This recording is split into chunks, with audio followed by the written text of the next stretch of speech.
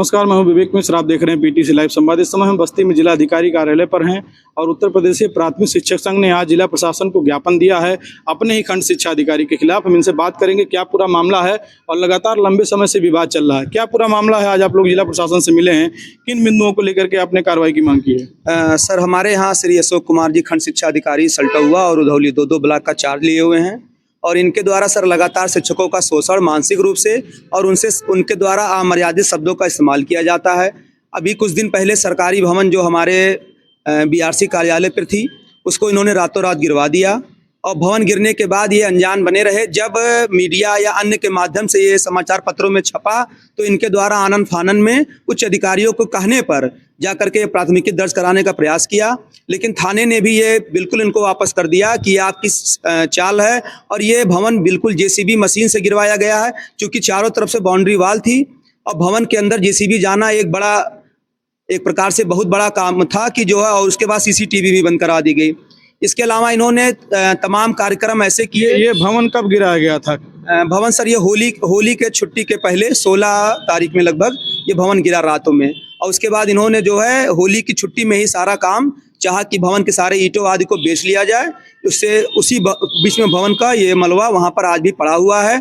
जब मीडिया वालों ने खबर चला दी तब से भवन का मलबा वहीं पर वैसे का वैसे पड़ा हुआ है। तो भवन ध्वस्तीकरण से पहले जो विभागीय प्रक्रिया होती है पूरी नहीं कराई? जी नहीं, ये भवन 8 वर्ष पहले बना हुआ था, जबकि नियम है कि जब भी कोई भवन 10 साल से ऊपर पुराना होता है तो उसकी नीलामी प्रक्रिया होती है। नीलामी में कम से कम 3 खरीदार उसकी बोली लगाएंगे, उसके बाद ही वो भवन नीलाम होता है। लेकिन कभी कोई ऐसी प्रक्रिया नहीं अपनाई गई। यहाँ तक कि खंड शिक्षा अधिकारी ने जो भी फर्म ने उस भवन को बनवाया था उसके ऊपर भी कोई कार्रवाई या लिखित में नहीं दी कि उस भवन को पुनः मरम्मत कराया जाए। और किन किन बिंदुओं को लेकर शिकायत की गई? और इनके द्वारा सर जो है हमारे विद्यालयों में जो बच्चे पढ़ते हैं उनके कार्यक्रम हर साल होते हैं। उस कार्यक्रम में हमारे बच्चे हमारे आंगन एक कार्यक्रम था, एक कार्यक्रम ग्राम प्रधानों का था और प्रधानाध्यापकों का था। सारा कार्यक्रम वो बीआरसी ब्लॉक के सभागार में करवाते हैं, जबकि इसके लिए बीआरसी पर टेंट, माइक, साउंड और भोजन जलपान आदि के लिए लाखों रुपए आते हैं।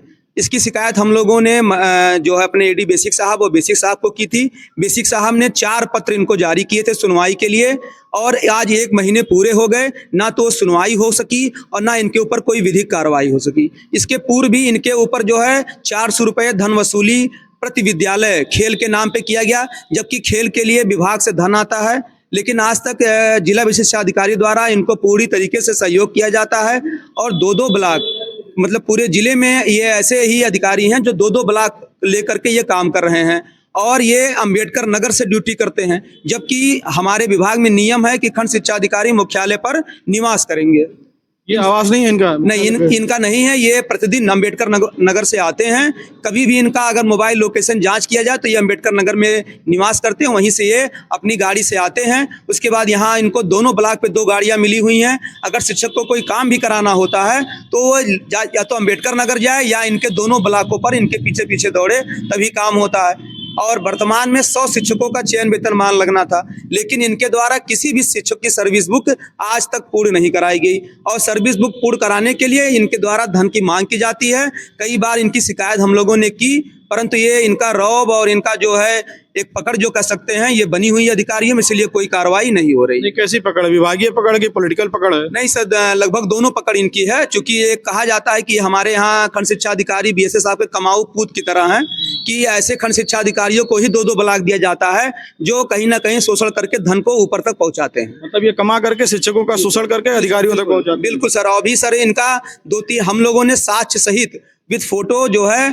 एडी बेसिक साहब को भी दिया, बीएसए साहब को दिया और आज हमने मुख्यमंत्री और महानिदेशक महोदय को भी साक्ष्य के साथ इनको प्रस्तुत किया है। आईजीआरएस पर हम लोगों की 3 शिकायत विगत 1 महीने से लंबित है, उसका भी निस्तारण नहीं किया गया है। एडी बेसिक और बीएसए की तरफ से क्या आश्वासन दिया गया? अब एडी बेसिक के पास सर हम लोगों के करीबन 50 शिक्षकों ने शपथ पत्र के साथ, शपथ पत्र बहुत बड़ी चीज होती है सर कि अगर उसमें आदमी स्वयं कहता है कि हाँ इन्होंने मुझसे मेरा शोषण किया या मेरा धन लिया या मेरा जो भी नुकसान किया, उसको देते हुए हम लोगों ने शिकायत की थी। हमारी सुनवाई भी हुई, लेकिन उसके बाद से सर मामला वैसे का वैसे पड़ा हुआ है, जिस कारण हमने आज मुख्यमंत्री महोदय को पत्र दे करके उचित कार्रवाई करने के लिए और इनके ऊपर विधिक कार्रवाई करने की मांग की है। इतना सब कुछ साक्ष्य आप लोगों ने दिया, जो व्हाट्सएप स्क्रीनशॉट था पैसा मांगने का और तमाम एविडेंस आप एफिडेविट तक आप लोग दिए। अब इसके बाद भी अगर बीएससी एडी बेसिक या जो भी सक्षम अधिकारी हैं कोई कार्रवाई या उचित जांच नहीं करते हैं तो आगे क्या आप लोग करेंगे? सर ये हम लोगों का आज निवेदन के साथ प्रयास था और आगे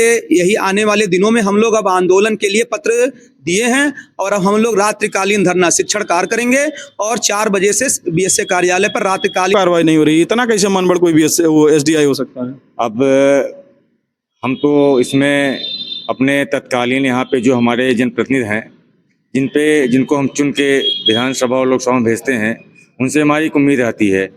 हम लोग अपने समकक्ष अधिकारियों के साथ साथ जितने भी विधायक, सांसद और जिला अध्यक्ष, वर्तमान सरकार के जिला अध्यक्ष, सबको हम लोगों ने अपना शिकायती पत्र दिया, लेकिन सब लोगों ने हम लोगों को आश्वासन दिया और आज तक कोई कार्रवाई नहीं हो पाई है, जिसके कारण शिक्षकों में एक रोष है और ये रोष किसी न किसी दिन एक बड़ा रूप लेगी, जिसका समस्त जिम्मेदार विभाग होगा। क्या नाम है आपका? प्रवीण श्रीवास्तव। तो ये कैसे इतना मतलब दबंगई कैसे हो सकती है? अधिकारी सब जान रहे हैं, इतने सारे एविडेंस एफिडेविट तक बात पहुंच गई, क्यों उनको वहाँ पे टिका के रखे हैं? उसका एकमात्र रीजन है कमाऊ पूत वाली विभाग में हमारे जो कमा रहा है और ऊपर तक पहुंचा रहा है, उसकी पैठ बनी हुई है। वह आज कहीं ना कहीं शिक्षकों पर, शिक्षा मित्रों पर, अनुदेशकों पे हावी है। और जहाँ तक ये जो एसडीआई साहब हैं, ये 2-2 ब्लॉक का चार्ज अगर लिए हैं तो आप खुद सोच सकते हैं उसका क्या कारण हो सकता है। जहाँ कुछ ऐसे एसडीआई हैं जो खाली हैं, बिना ब्लॉक के काम कर रहे हैं। कितने लोग खाली हैं? 1 लोग खाली हैं, उनको कोई ब्लॉक ही नहीं क्या मिला। नाम है उनका? अनिल मिश्रा जी हैं। इससे पहले कहाँ पे थे वो? सल्टुआ में थे, तो उनको हटा दिया गया था। तो ये ऐसा है। और उनका जहाँ तक बर्ताव है, जिस खंड शिक्षा अधिकारी के बारे में हम लोग मतलब अपना ज्ञापन वगैरह दे रहे हैं, आंदोलन के लिए कमर कस रहे हैं, उनका व्यवहार शिक्षकों, शिक्षा मित्रों, अनुदेशकों, यहाँ तक के अनुचरों के खिलाफ बहुत ही मतलब बेढंगा है। बोलने का उनका तरीका भी उचित नहीं है। अभी एक मामला उनके खुद के कंप्यूटर ऑपरेटर का आप लोगों के संज्ञान में आ रहा होगा, ऑडियो वायरल हुआ। हाँ, ऑडियो वायरल हो, उनकी बोली भाषा आपने खुद बहुत सुनी। बदतमीजी से बात कर रहे थे। और जहाँ तक रही बात, वो कोई भी काम समय से नहीं करते हैं, वो अपने हिसाब से काम चलाते हैं। उनका मतलब वो अपने आप को कहीं ना कहीं आज के समय में, जबकि ये लोकतंत्र चल रहा है, वो राजशाही वाले स्थिति में अपना काम कर रहे हैं। ये शिक्षकों से भी वसूली करते हैं क्या? अब जरूर कुछ ऐसा होगा, ऐसा तो हम नहीं कह सकते हैं। नहीं, कैसे मतलब पैसा पहुंचे? तो घर गिरा रहे हैं पैसा पहुंचाने के लिए। अब इसके बारे में जो हम लोगों को जानकारी। आपका क्या नाम है? अनिल कुमार पाठक। पाठक जी, ऐसे चलेगा विभाग? नहीं सर, विभाग ऐसे नहीं चलेगा। विभाग जो है इस तरीके से न चलने के लिए ही शिक्षक संगठन बना हुआ है। हम लोग प्रयास ये कर रहे हैं कि अधिकारी ठीक से काम करें। हम लोग अधिकारी को संबल प्रदान करते हैं, हम लोग साथ काम करते हैं। शिक्षा जो अधिकारी नियुक्त होते हैं, शिक्षा का स्तर बढ़ाने के लिए, शिक्षा का स्तर हम लोगों के बीच मिल करके काम करने के लिए हम लोग सदा उनको सहयोग देते रहते हैं। लेकिन कहीं न कहीं इस तरीके की घटनाएं अगर आती हैं तो सारे शिक्षकों में रोष व्याप्त है और इस तरीके की घटनाएं ना हो तो बेहतर है। आगे कैसे लड़ाई चलेगी? संगठन उसके लिए है और अगर चीज़ें नहीं कब्जे में आती हैं तो संगठन अपना आंदोलन करेगा। इसके तो अलावा क्यों, मतलब ऐसी कौन सी मजबूरी है बीएससी एडी बेसिक की एसडीआई को लेकर के इतना? अब ये तो वही लोग जाने। अभी तक संगठन प्रयास कर रहा है कि जाने क्या स्थिति है। जिस दिन क्लियर हो जाएगा उस दिन से आंदोलन शुरू कर दिया जाएगा। देखिए, तमाम सारे शिक्षक थे जिन्होंने आज जिला प्रशासन को ज्ञापन दिया है और जो खंड शिक्षा अधिकारी सल्टुआ हैं उनके खिलाफ तमाम सारे गंभीर आरोप लगे। इससे पहले भी उनका एक ऑडियो वायरल हुआ था और अपने जो बीआरसी में जो भवन था उसको बिना विभागीय प्रक्रिया पूरी कराए उनके द्वारा ध्वस्त कराए जाने का आरोप उनके ऊपर लगा है। उन तमाम बिंदुओं पर, तमाम मामलों को लेकर के उनको कई नोटिस भी जारी की गई है। लेकिन सवाल वही है कि अपने ही खंड शिक्षा अधिकारी को बचाने में विभाग के लोग, विभागीय अधिकारी, बीएससी, एडी बेसिक और जिला प्रशासन के लोग लगे हुए हैं। अब देखना ये होगा कि शिक्षकों के ज्ञापन देने के बाद और जिस तरीके से शिक्षकों ने चेतावनी दी है कि अगर उनके खिलाफ कार्रवाई नहीं हुई जांच करके तो ये धरना प्रदर्शन करेंगे। इसके बाद अब किस तरीके से विभाग के लोग अगला कदम उठाते हैं। कैमरा पर्सन हरि के साथ बस्ती से पीटीसी लाइव के लिए विवेक कुमार मिश्र।